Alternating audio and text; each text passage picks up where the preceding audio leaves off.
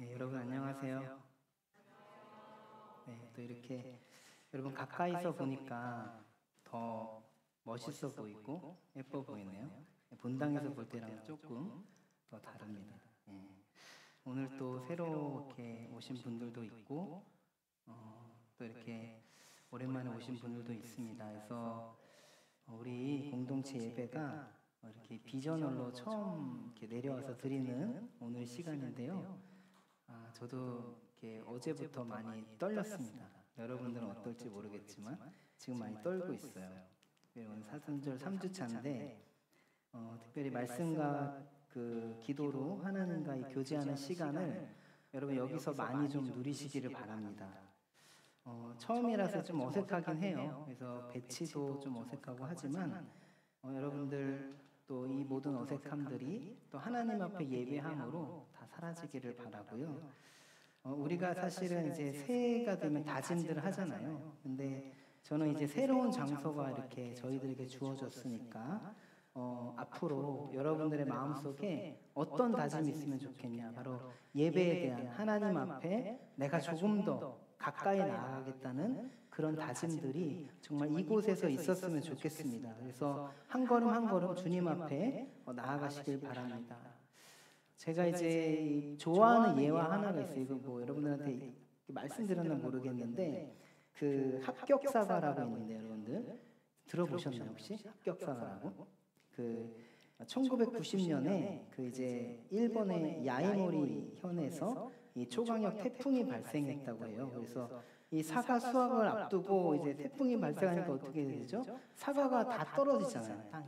그런데 그 많은 농부들이 망연자실했답니다. 이 가을 농사가 다 망쳤구나. 이제 어떻게 살지? 그런데 이제 어떤 농민 하나가 위를 보니까요, 나무에 그 사과 하나가 달려 있다는 거예요. 몇 개가. 막 지붕이 날아가고 막 그 난리를 쳤는데도 그 사과가 붙어 있는 거예요. 그래가지고 그 농민이 이거를 내가 이 상품화해서 팔아야겠다. 그래가지고 사과 이름을 절대 떨어지지 않는 사과다 이렇게 정하고 이 사과를 팔아요. 그때에서 이제 일본의 그 당시에 이제 입시, 대학 입시가 있었다고 하는데 사람들한테 절대 떨어지지 않는 사과, 이렇게 합격 사과로 팔게 됩니다. 그래서 기존 사과보다 10배나 비싼 가격으로 판매를 시작했는데 사람들이 보고서 와, 그 태풍에도 떨어지지 않는 사과를 먹으면 내가 좀 합격할 수 있지 않을까. 일본 사람들은 그 미신에 강하잖아요. 그래서 그런 사과를 판매하면서 정말 예년보다 더 많은 수익을 냈다고요. 그리고 없어서는 못 사는 그런 상품이 되었다고 합니다. 여러분, 그 위기 가운데 정말 어떤 농민들은 땅을 바라보면서 이제 나는 망했다. 어떻게 살아가냐 라고 했을 때 어떤 농민은 하늘을 바라보면서 그 나무에 붙어있는 사과를 바라봤습니다. 여러분, 두 사람 다 똑같은 사과를 바라봤어요. 똑같은 사과를 바라봤는데 바닥에 떨어진 사과는 어때요? 상품성이 없죠. 다 썩어서 버려야 됩니다. 그런데 위를 보니까 나무에 붙어있는 사과는 어때요? 그건 상품성이 있습니다. 그건 따서 팔 수가 있는 거죠. 그래서 그 붙어있는 사과는 엄청난 가능성이 있다는 거예요. 여러분, 그런 의미에서 우리가 여러분 어디를 바라보고 있는가? 저는 이렇게 새롭게 예배드리는 이 공간에서 정말 우리가 정말 이 땅을 바라보기보다는 그 하나님 나라, 하나님 그 하늘을 바라보면서 이곳에서 진심으로 하나님을 만나는 귀한 시간들이 여러분 쌓여지길 바랍니다. 오늘 이 시간부터 해서 저희가 한 주 한 주 예배를 드리며 나아갈 때마다 그런 시간들이 쌓여지길 바라고, 여러분들이 그냥 이 자리에 오는 게 그냥 습관적으로 오는 게 아니고 정말 그 하나님을 진심으로 만나고 그 기회들을 쌓아가는 시간들이 되었으면 좋겠습니다.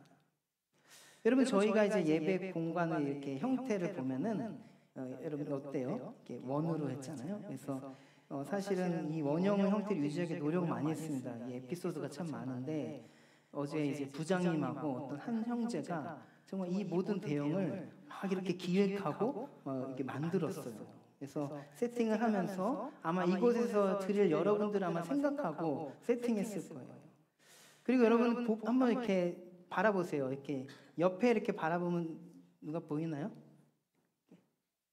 옆에를 바라보면 시각이 어때요? 옆에를 바라보면 옛날에 우리가 이 본당에 들었을 때는 이렇게 옆에 있는 사람 볼 수 있었잖아요. 근데 여기는 약간 틀으니까 어때요? 살짝만 틀어도 뒤에 있는 사람 다 보이죠. 누가 뭐 하고 있는지, 졸고 있는지, 네, 다 보이죠.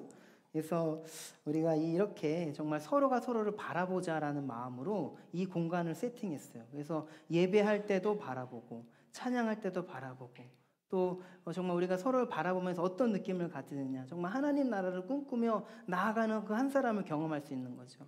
때론 내가 예배드리기가 정말 힘들어요. 지쳐요. 그래가지고 이제 나 이제 예배드리기 너무 힘들어하고 주위를 바라보면 정말 뜨겁게 하나님 나라를 꿈꾸며 예배드리는 그 한 사람이 있다는 거예요. 그래서 그 사람을 보면서 우리가 하나님 나라를 바라볼 수 있겠다, 그런 생각으로 또 이렇게 세팅을 했습니다. 그리고 사실 이렇게 세팅하기까지 저희가 이렇게 바닥에 뭘 붙이면 안 된다고 그래가지고 부장님이 어제 그 하얀 스티커를 붙였거든요. 의자를 세팅하려고. 그래서 어제 그 한 형제와 내려와서 자, 우리가 내일 당황하면 안 되니까 하얀 스티커를 찾아보자 했는데, 하얀 스티커를 총 6개 붙였는데 4개까지는 찾아냈거든요. 2개를 찾아내지 못했어요. 어제 그 형제와 저희 바보처럼 바닥을 계속 보면서 한 30분 동안, 네, 그 사진을 만약에 찍었으면 진짜 많이 웃겼을 거예요. 근데 스티커를 찾을 수가 없었죠. 그래서 거기다 붙였다고 분명히 저희가 다 세팅을 하고 사진도 찍어놓고 막 화질도 확대해가면서 이렇게 스티커를 찾았는데 스티커가 없는 거예요. 그래서 부장님한테 제가 오늘 아침에 이렇게 물어봤어요. 부장님 정말 붙였어요? 그랬더니 붙였다고 하시더라고요. 근데 아직까지도 못 찾았습니다, 스티커를. 그래서 여러분, 제가 이런 이 에피소드들, 또 비전을 세팅하면서 에피소드들을 겪으면서 드는 질문이 하나 있었어요. 어제 바닥을 보면서 무엇을 볼 수 있는가, 내가 과연 무엇을 볼 수 있는가에 대한 질문이 있었습니다. 정말 오늘 설교 제목을 무엇이 보이십니까? 라고 정했는데 내가 정말 내가 바라봐야 할 것들을 바라보려고 해도 바라보지 못하는 것이 나의 눈이에요. 근데 내가 주님이 원하시는 것들을 바라보려면 어떻게 해야 될까라는 그런 질문을 어제 해봤습니다. 여러분, 우리가 정말 하나님을 바라볼 수 있다면 이런 이 복잡한 패턴 속에서, 그리고 어지러운 세상 속에서도 우리가 하나님을 바라볼 수 있다면 바로 그곳에 하나님이 계시다는 것을 우리가 알고 있어야 바라볼 수 있는 거예요. 여러분, 어제 제가 스티커를 저희가 찾으면서 그 스티커가 어디 있다고 그냥 기억을 해야지, 그 위치가 어느 정도 있어야지 그걸 가늠하고 찾을 수가 있는 거예요. 우리가 공동체 가운데 우리가 하나님의 말씀도 나누고 또 찬양도 함께하고 또 이렇게 기도도 드리면서 예배를 드렸는데, 정말 이런 공동체, 그 예배가 있었기 때문에 우리가 하나님을 바라볼 수 있는 거예요. 하나님 누구신지, 그리고 하나님 어떤 분이신지를 그 예배를 통해서, 그리고 말씀을 통해서 우리가 바라볼 수 있는 겁니다. 또 저는 정말 무엇이 보이는가, 이런 질문에서 여러분들이 이 자리에서 많이 하나님의 나라를 바라보고 예수님을 바라보면서 나아가시면서 여러분이 이 청년의 시기 때 그런 기억들로 많이 채우시기를 바라요. 그리고 우리 공동체 안에서 그런 사랑의 교제들도 많이 넘쳐나길 바랍니다. 여러분, 사실 한번 여러분 생각해 보세요. 사실은 우리가 청년의 시기에 이렇게 한 주 한 주 예배 드리는 건요, 정말 소중한 시간이에요. 왜냐하면 이렇게 함께 만나다가도 어느 순간에 또 이별을 경험하기도 하잖아요. 여러분 다 겪어봤지만, 저도 이곳에 온 지 아직 이제 1년이 조금 넘었는데, 이제 여러분들 어떤 이렇게 분들 보면 한 10년 넘게 본 것 같은 느낌이 들어요. 근데 이제 청년의 시기는 이게 짧기 때문에 이렇게 거쳐가잖아요. 다 거쳐가는 그런 과정 속에서 우리 나이가 계속해서 그 나이에 머물러 있는 거 아니잖아요. 또 나이가 지나가면 또 어떤 그 성장 과정이 있고, 또 여기 이분들 중, 여기 있는 우리 분들 중에는 결혼도 할 것이고, 그렇기 때문에 또 새로운 공동체로 또 나가야 되는 그런 분들도 있잖아요. 그러니까 언젠가는 그 이별의 순간이 온다는 거죠. 그래서 그런 것들을 생각할 때는 어제 제가 여러분들과 이별하는 건 아니지만 그런 것들을 생각해 보니까 막 먹먹하고 슬프고 여러 가지 함께 했던 생각들이 막 떠오르더라고요. 오늘 또 우리 찬수 형제가 온다고 그래가지고 더 반갑고, 응? 그죠? 앞에 앉을 줄 알았는데 뒤에 앉으셨어요. 제가 어젯밤에 이렇게 설교를 준비하면서 이렇게 기타를 이렇게 치다가 뭐 곡을 하나 만들어 봤는데 한번 들어보실래요? 근데 이제 잘할 수 있을지 모르겠네요.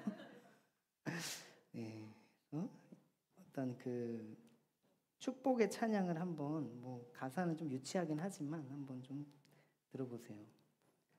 우리 함께 했던 날들을 기억하며 보내네.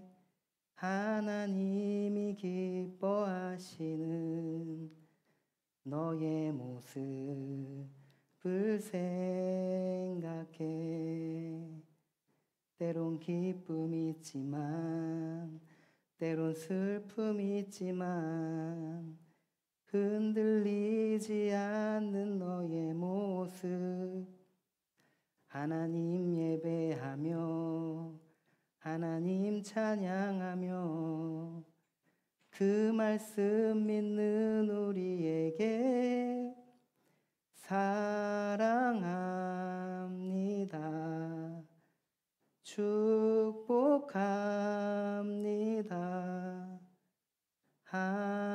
하나님의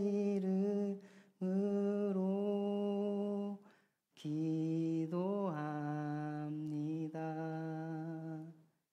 축복합니다. 여러분 여기서 이렇게 여러분 지나가시는 이 공동체 안에서 지나가시는 모두가요 정말 하나님께 축복받는 여러분들 되셨으면 좋겠습니다. 때로는 이곳에서 슬픔도 있고 또 기쁨도 있고 고난도 있고 어려움도 있겠죠. 그렇지만은 정말 흔들리지 않는 모습으로 하나님 예배하면서 정말 그 말씀을 믿으면서 이 공동체에서 이렇게 함께하는 그 순간에 그 교제들을 많이 나눴으면 좋겠어요. 여러분 우리가 오늘 읽었던 이 마가복음에서는요 마가는 계속 이야기합니다. 예수님이 누구십니까? 예수님이 도대체 누구십니까? 오늘 본문은 이 벳세다 지역의 시각장애인을 고치시는 그 사건이에요. 이 사건은 마가복음에서 아주 중요한 사건입니다. 예수님은 이 벳세다의 시각장애인을 고치신 치유 사건이 있은 후부터 자신이 이제 이 땅에 오신 그 목적을 드러내고 계시기 때문에 그래요. 결심하시죠. 그래서 오늘 사건은 정말 앞으로 예수님이 어떤 삶을 살아가실지에 대한 분수령이 되는 사건입니다. 예수님은 누구신가? 마가는 계속 이야기합니다. 그런데 제자들이 무지하죠. 바리새인과 서기관들이 무지합니다. 그래서 예수님이 누구신지에 대해서 이해하지 못하고 있어요. 아직도. 그 모습은 저와 여러분들의 모습과도 마찬가지입니다. 그런 오해와 무지 속에 마가복음에는 4개의 주제가 드러납니다. 2개의 논쟁과 4개의 비유 그리고 4개의 기적. 이런 것들을 통해서 예수님이 누구신지에 대해서 이야기하고 있는 거예요. 그리고 오늘 우리가 읽었던 이 벳세다 시각장애인을 고치시는 사건은 이 마가복음에만 나오는 마가 특수예요. 아마 우리 선교팀을 이렇게 같이 하셨던 분들은 기억이 나실 수도 있을 거예요. 그리고 특별히 오늘 시각장애인을 치유하실 때 어떻게 치유하시냐면요. 2번 안수가 일어납니다. 그래서 이거를 2차 계한 사건이라고 하는데 사실 여러분 예수님 어떤 분이에요? 그냥 이 혈루병 가진 여인이요. 그냥 스쳐도 옷자락만 만져도 그 병이 나으시는 능력 많으시는 분입니다. 그리고 죽은 자, 그 소녀도요. 이렇게 손을 잡아 일으키시니까 죽은 자가 살아나는 그런 능력 많으신 분이에요. 그런데 단번에 치유하실 수 있었던 분인데 오늘은 보니까 2번에 걸쳐서 예수님께서 치유하십니다. 그리고 또 이 시각장애인을 치료하시게 어떻게 해요? 마을 밖으로 데리고 나가셔서 치유하십니다. 아마 마을 밖에 나갔으니까 한적한 곳에서 아마 제자들이 유심히 바라봤겠죠. 예수님의 그 의도를 아마 바라봤겠죠. 그리고 23절을 보면 예수께서 그의 손을 붙잡으시고 눈에 침을 뱉으시고 안수하시죠. 그러면서 처음 물어봐요. 무엇이 보이느냐? 무엇이 보이십니까? 그 시각장애인은 말합니다. 사람들이 걸어가는 것이 보입니다. 아마도 이 시각장애는요, 계속해서 선천적으로 이 시각장애를 가졌던 것으로 보여요. 그러니까 사람들이 걸어가는 것이 보이고 또 그 뒤에 뭐라고 말해요? 나무 같은 것들이 막 걸어다녀. 그러니까 사람들조차도 이 나무와 사람을 판단하지 못하는 그냥 그 귀로만 들었던 그런 사람입니다. 그래서 무엇이 보이느냐 이렇게 말씀하시는 거예요. 그리고 25절 예수님 다시 그 눈에 안수하십니다. 그리고 그때 그 시각장애인이요 어떻게 이야기해요? 주목하여 보았다. 주목하여 보았다. 모든 것들을 밝히 본다는 거예요. 그러면서 모든 만물이 다 밝히 드러났다는 겁니다. 여러분 한 번에 고쳐도 되시는 분인데 왜 두 번에 걸쳐서 고치신 것일까? 이 두 번의 안수는 과연 무엇을 말하는 것일까? 이건요 바로 예수님의 그 십자가와 부활 사건에 있어서 아직도 예수님이 누구신지, 예수님이 어떤 분이신지 깨닫지 못하는 그 제자들 그리고 사람들에게 이야기하는 거예요. 첫 번째 안수를 받을 때 그 시각장애는 아직은 다 바라보지 못했어요. 사람 같은 것이 보이고 나무 같은 것이 막 지나가는 것처럼 보입니다라고 이야기했습니다. 제자들의 모습도 그러하죠.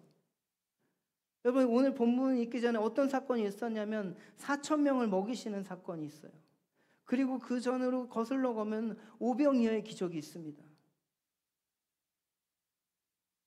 그런 사건 뒤에 바리새인들이요 예수님한테 표적을 요구해요. 표적을. 제자들조차도 예수의 말씀을 깨닫지 못하고 이게 무슨 말씀인지 고민하죠.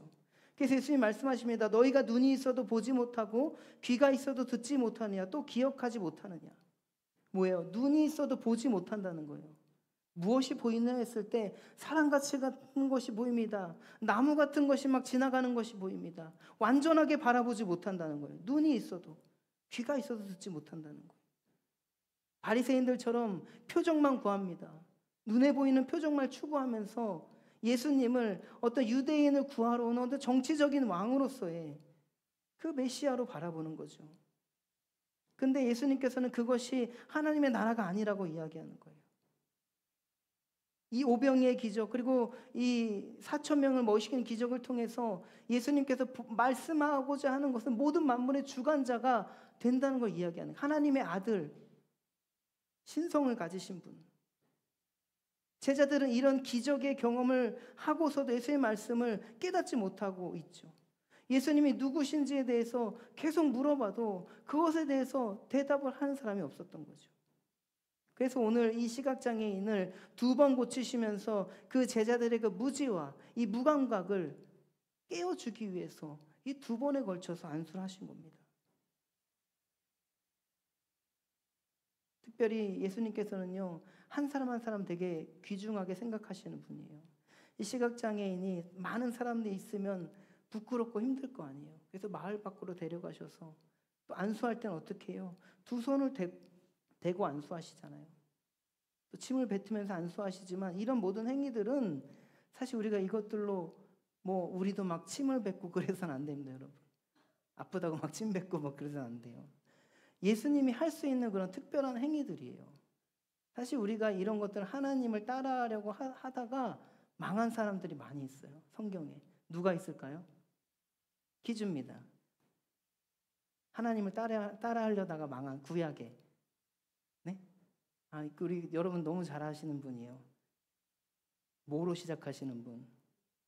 네, 모세. 모세가 가나안 땅에 들어가지 못해요. 왜 들어가지 못하느냐?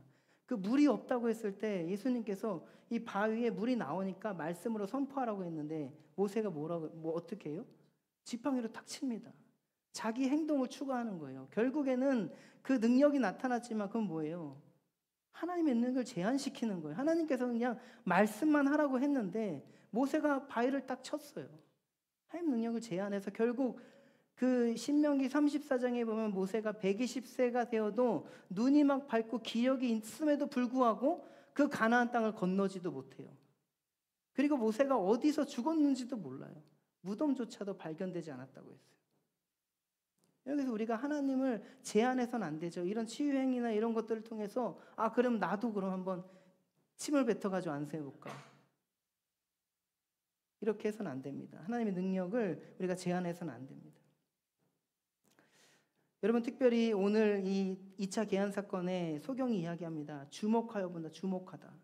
여러분, 주목하다라는 이 말은요, 이 원어로 보니까 꿰뚫어 본다는 거, 꿰뚫어 본다, 간파하다는 거예요. 그러니까 뭐예요? 그 사물을 아주 그냥 간파해서 보는 거예요. 처음엔 나무 같은 것들이 보이었는데 이제는 완벽하게 보여서 딱 보니까 누구구나. 저 사람은 누구구나. 이게 딱 보이는 거예요. 여러분, 바라기는 여러분들도요, 여러분의 삶을 바라볼 때 이런 말씀이라는 안경이 있습니다. 이 말씀이라는 안경을 잘 장착하시고, 안경만 쓰면 안 되겠죠. 렌즈가 있어야 되겠죠. 그래서 십자가의 은혜, 부활의 소망, 이 렌즈를 장착하셔가지고 여러분의 삶을 주목해서 보시길 바랍니다. 아주 밝히 간파해서 꿰뚫어 보시길 바래요. 이사야에 보면 이 계시라는 말, 예언이라는 말이 있는데, 이 말은요, 뭐 앞날을 미리 예언하는 게 아니에요. 선지자들은. 그래서 히브리어는 뭐 하존, 다바르 이런 말인데, 이 단어는 꿰뚫어 본다는 거예요. 그래서 선지자가 그 미래를 예언하는 것이 아니고 하나님의 말씀에 비추어서, 하나님의 말씀에 비추어서 이 세상을 막 꿰뚫어 보니까 이렇게 하나님께서 진노할 것이다, 혹은 하나님께서 복을 주실 것이다 라고 이야기를 하는 거예요. 하나님 관점으로 꿰뚫어서 세상을 바라보는 거예요. 그래서 바로 저와 여러분들 이 청년의 시기에 그런 꿰뚫어 보는, 주목하여 보는, 밝히 보는 그런 마음들, 능력들을 가지시길 바래요. 그래야지 여러분들이 앞으로 이 청년의 시기를 지나서 장년으로 살아갈 때 점점 그것이 무뎌질 때 다시 한번 기억하면서 하나님 말씀으로 나아갈 수 있는 것이죠. 예수님께서는 이 사람에게 마을에 들어가지 말라 이야기합니다. 특별히 이 벳세다라는 지역은 오병이어의 기적, 그리고 수많은 권능, 이 치유의 사건이 있었던 지역이에요. 그런데 여러분, 마태복음 11장 21절을 보니까 이렇게 기록되어 있는데, 고라시나 너희에게 화가 있다. 벳세다야 너희에게 화가 있다. 너희 마을들에서 행한 기적들을 두로와 시돈에서 행했더라면 그들은 벌써 굵은 베옷을 입고 채를 쓰고서 회개하였을 것이다. 여러분, 고라신과 벳세다에 그만큼 기적과 많은 권능을 베풀었는데, 그래서 차라리 그 기적을 저기 이방에 있는 두로와 시돈에서 행했다면 그 요나 시대와 같이 정말 아수르 사람들이 막 동물부터 모든 사람이 회개하는 그런 일들이 일어났겠다라고 예수님께서 이 벳세다와 고라신을 저주하셨어요. 수많은 기적과 권능이 있었지만 그렇게 예수님께서 바로 눈앞에서 이렇게 치유도 받고 많은 사람들을 먹이고 하나님 나라를 선포했지만 결국에는 하나님 나라를 바라보지 못했어요. 그리고 예수님이 누구신지도 몰랐습니다. 결국 큰 책망과 저주를 받았어요. 그래서 여러분들도 여러분의 삶 가운데 하나님의 은혜가 있죠. 주님의 은혜가 있습니다. 근데 그 주님의 은혜를 무가치하게 여긴다면, 혹은 그 주님께서 은혜를 주셨는데 그 가치에 아무런 반응도 하지 않는다면, 당연한 거지 뭐 라고 생각한다면 바로 벳세다와 고라신과 같은 그런 책망이 있을 수도 있다는 거예요. 여러분, 제가 생각해 보니까 당연히 우리가 맞이하고 있는 아침, 점심, 저녁, 이것이 하나님의 은혜라는 여러분 사실입니다. 매 끼니에다 여러분 먹을 수 있죠. 소화할 수 있고, 아침 먹고 소화가 돼서 배고프다, 또 점심 먹고 또 배고프다, 또 저녁 먹고 하시죠. 또 배고프다 해서 야식도 먹고. 근데 어떤 사람들은요, 소화가 안 돼가지고 하루에 한 끼도 먹는 것도 힘든 사람들이 있어요. 그러니까 우리가 먹는 것조차도 건강한 것도 참 감사죠. 저는 이제 뭐 큰 수술을 받아보지 못했지만 얘기를 들어보니까 여러분, 수술을 받기 전에 이제 수술 그 대기실에 이렇게 누워 있다고요. 수술 대기실에. 근데 대기실에 누워 있을 때 환자복 안에 다 이제 아무것도 안 입고 환자복만 입잖아요. 그래서 대기실에 누워 있으면 엄청 춥대요. 한기가 쫙 와가지고 두려움이 확 몰려온대요. 그래서 그때 기도를 엄청 하고 막 하나님 살려주세요, 막 그런 기도가 막 나온다는 거예요. 여러분, 사실 그런 분들은 그렇게 간절히 기도하는데 우리는 건강하니까 이건 당연한 거 아니죠. 하나님께서 주신 거죠, 우리에게 건강도. 또 이 시간 우리가 정말 당연하게 찬양하고 뭐 이 시간에 오면 당연히 예배드리겠지, 당연하게 찬양하고 예배드릴 수 있는 이런 환경도 사실은 우리에게 당연한 것도 아닙니다. 저희가 비전 트립 갔는데 튀르키예 가니까 찬양을 막 못하게 하더라고요. 찬양 막 하고 싶어도. 그러니까 지금도 어느 지역에 가면 이 예배 드리는 것도 자유롭지 않은 그런 지역도 있어요. 찬양조차도. 우리가 가까운 북한에만 가더라도 그렇죠. 북한에 이 지하교회 성도들이 있다고 하는데 그분들 어떻게 예배 드리겠습니까? 찬양 그냥 속으로 그냥 막 부르겠죠. 이렇게 오늘 우리 지원자매가 불렀던 하나님의 나라의 찬양을 속으로 막 이렇게 부르는 거죠. 입으로 뱉지 못하고. 또 기도도 통성기도 우리가 막 주여 하면서 기도하지만 기도하지 못해 마음속으로 주여 외치고 막 그렇게 신음하면서 기도하겠죠. 여러분 지금 이 순간은 절대 당연하지 않다는 거 여러분 기억하십시오. 그리고 이 시각장애인을 고치시는 사건을 통해서 예수님께서는 정말 그 자신의 할 일에 대해서 이야기하시는 거예요. 그러니까 마을에 들어가서 알리지 말아라. 그리고 30절의 말씀에서도 정말 이 제자들을 모아놓고 이야기를 하시죠. 빌립보 가이사랴 지역과 베세다는 꽤 거리가 먼 지역인데 그것들 그 먼 곳으로 가서 제자들에게 이야기하는 거 아직 그 비밀을 이야기하지 말아라. 하나님 나라의 사역 자신이 이루어야 하는 그 사역이 실질적으로 주님께 다가오고 있음을 알고 있습니다. 그래서 자신이 메시아로서 그리스도로서 하나님의 일들을 완성해야 한다면 예수님께서 정말 신속하고 은밀하게 그 일들을 행해야 됐어요. 하나님의 그 때가 있으니까. 하나님께서 인도하신 그 때를 맞추기 위해서. 여러분 지금 이 소경 이 맹인 시각장애인의 사건을 통해서 제자들은요 예수님을 그냥 왕으로서 우리를 구원해 주실 그런 왕이 되셨구나라고 생각했습니다. 악에 맞서 싸우고 이 혼란에 빠져 있는 유대를 구원하실 왕. 그래서 베드로가 주는 그리스도십니다라고 고백하는 것은요 예수님에 대한 무지를 드러나는 장면이죠. 단순히 그냥 이 유대를 구원하실 그런 왕에 대해서만 이야기하는 거죠. 자신들을 구원해 줄 그런 왕을 찾고 있는 겁니다. 그러나 예수님은 어떻게 오셨죠? 우리 모든 인류를 구원해 주시는 하나님의 아들 참신으로 이 땅에 오신 겁니다. 우리가 이 두 번째 일어난 이 시각장애인을 고치시는 사건 그리고 이 베드로가 주는 그리스도십니다라고 이 고백을 통해서 정말 예수님은 자신의 임무를 다시 한번 재해석하시면서 이제 그 예루살렘으로 들어가서 그 십자가의 길로 가셔야 하는 그 하나님 나라를 온전히 성취해야 하는 그 길에 대해서 이야기를 하는 거예요. 예수님은 그런 상황을 정말 말씀하시기에 드러내시기 전에 비밀스럽게 이야기하고 있습니다. 그리고 앞으로 그 제자들에게 그리고 정말 만나는 모든 사람들에게 그 메시아에 대한 그들의 어떤 이해들을 교정하실 거예요. 새로운 방식으로 하나님의 나라가 임하여졌다는 겁니다. 단순히 유대인뿐만 아니라 그 모든 인류가 하나님의 안에서 구원받고 하나님 나라를 꿈꾸며 나아갈 수 있다는 거예요. 우리는 이렇게 교회 다니면서도 우리가 예수님에 대해서 하나님에 대해서 어떤 우리의 소원을 들어주시는 어떤 요술램프 지니아 같은 분이라고 오해할 수도 있습니다.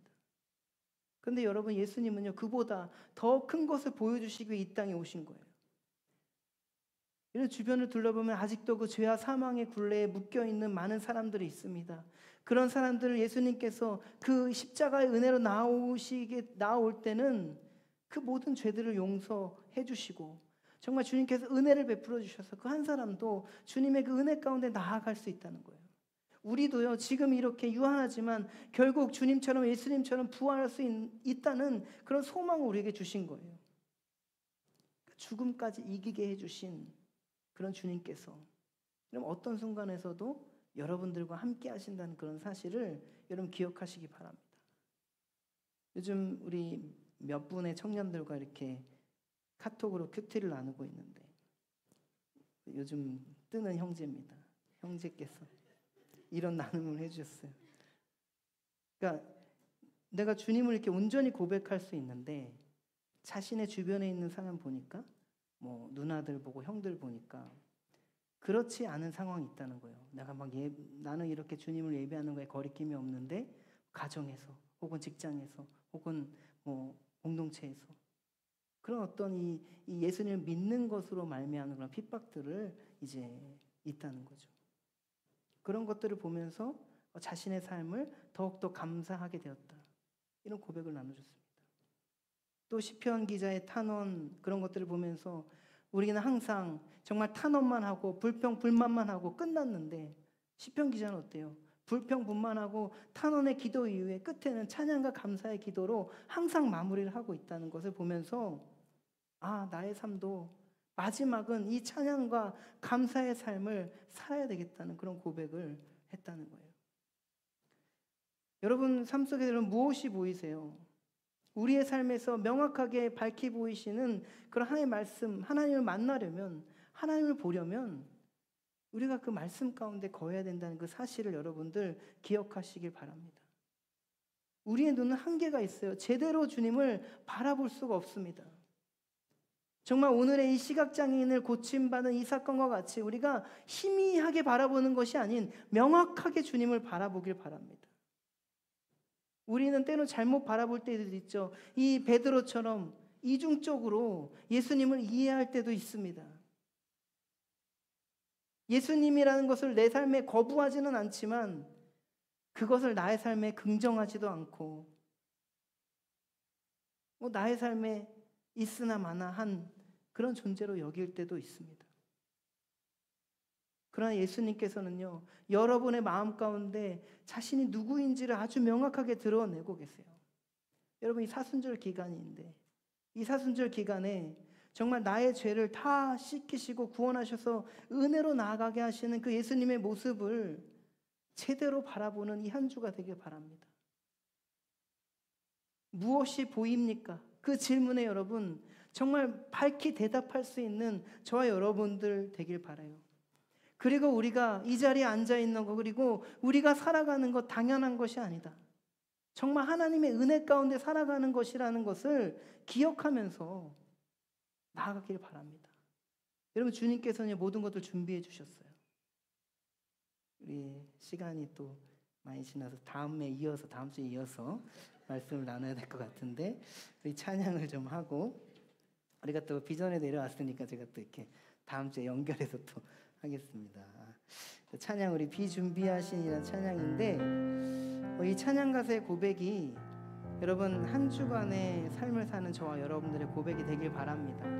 정말 주님께서 여러분을 준비해 주셨어요. 여러분의 삶 가운데 많은 것들을 준비해 주셨습니다. 그것들은 당연한 것이 아니고 하나님께서 이렇게 베풀어 주신 은혜예요. 그래서 그 은혜들을 생각하면서 정말 나를 위해 십자가에 달리신 그 주님, 그것들을 다시 한번 고백하면서 이 사순절 기간을 또 우리가 함께 보냈으면 좋겠습니다. 우리 함께 또 찬양하고 또 기도하는 시간 좀 가지려고 하니까 우리 먼저 한번 같이 찬양 한번 하겠습니다.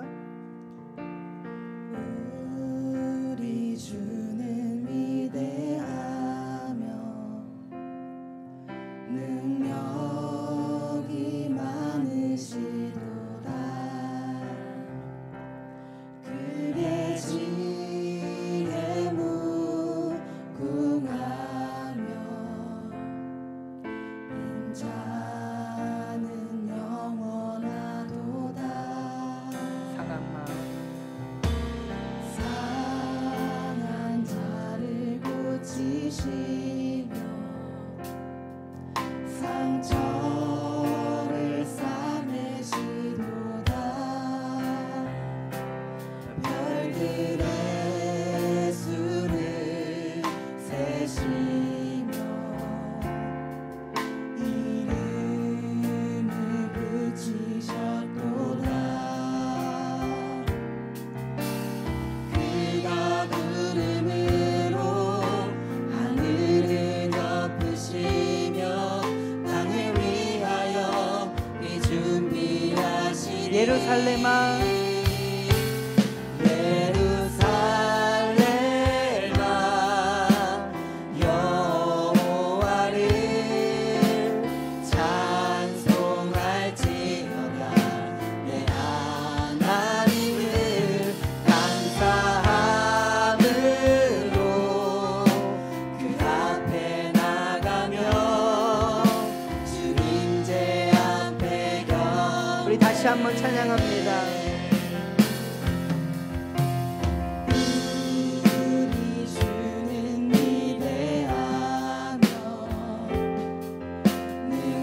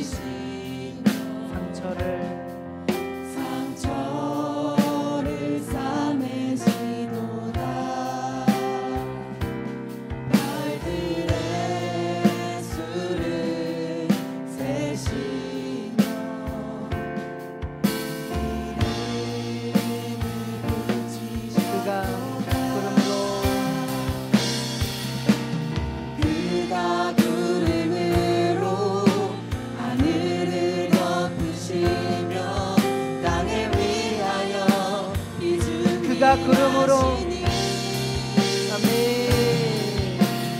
그가 구름으로 하늘을 덮으시며 땅을 위하여 이 준비 다시 한번 그가 구름으로 아멘.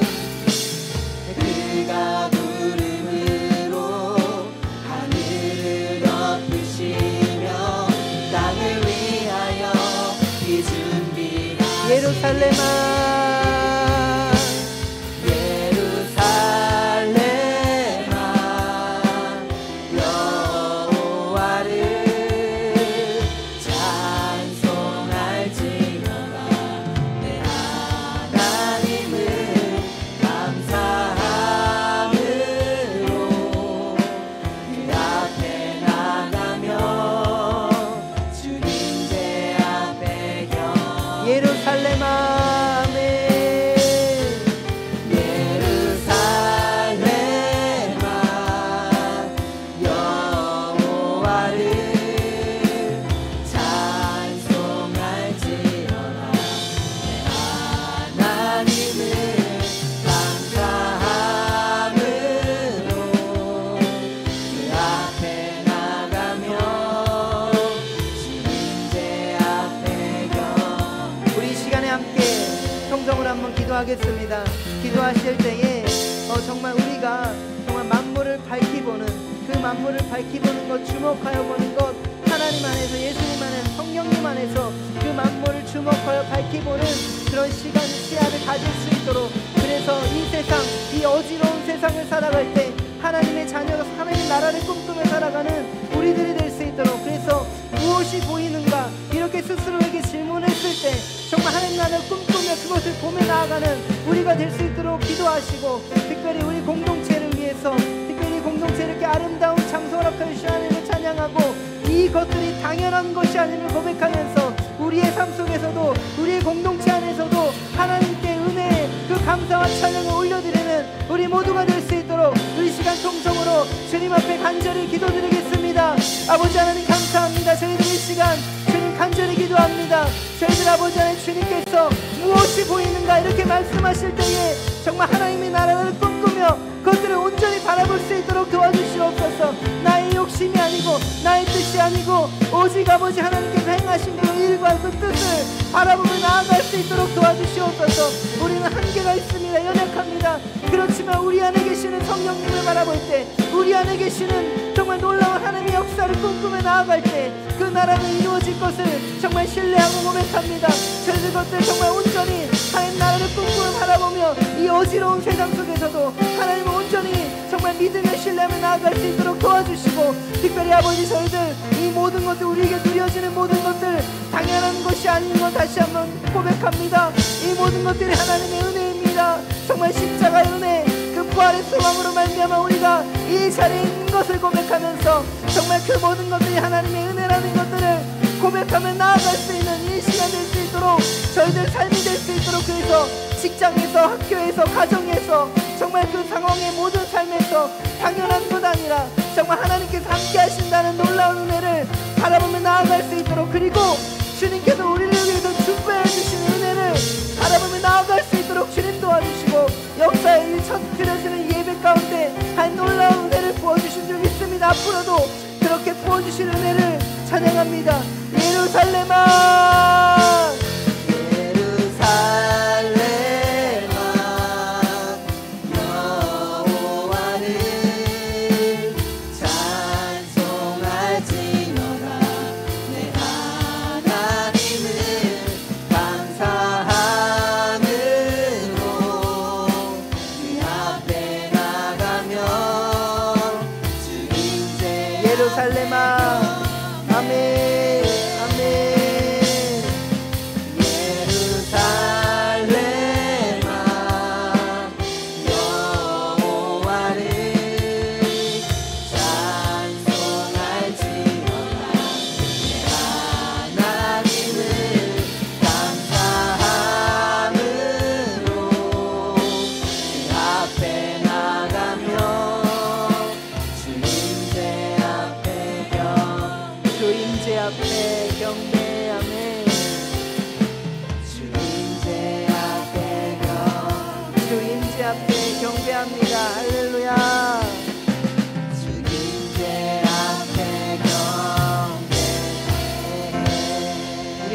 되신 주님께 영광의 박수 올려드립니다. 아멘. 하나님 감사합니다. 저희들 이렇게 또 이렇게 비전으로 해서 함께 예배 드렸습니다. 이 시간이 정말 소중합니다. 저희들이 이렇게 청년의 시기에 같이 할 수 있는 것, 함께 할 수 있는 것, 그리고 서로를 위해서 축복할 수 있는 것, 정말 귀한 시간이고 소중한 시간임을 고백하면서 특별히 저희들 정말 무엇이 보이는가 이런 질문 앞에서 하나님 나라를 꿈꾸며 바라보는 우리가 될 수 있도록 주님께서 인도하여 주시옵소서. 특별히 우리 청년들의 가정과 또 학교와 직장과 또 취업을 준비하는 모든 상황 가운데서 정말 하나님을 바라보고 준비할 수 있도록, 하나님을 바라보고 나아갈 수 있도록, 그 너머에서 모든 것 준비하시는 그 주님을 바라보고 찬양하며 지금 이 시기들을, 어려운 시기들을 이겨낼 수 있도록 주님 도와주시옵소서.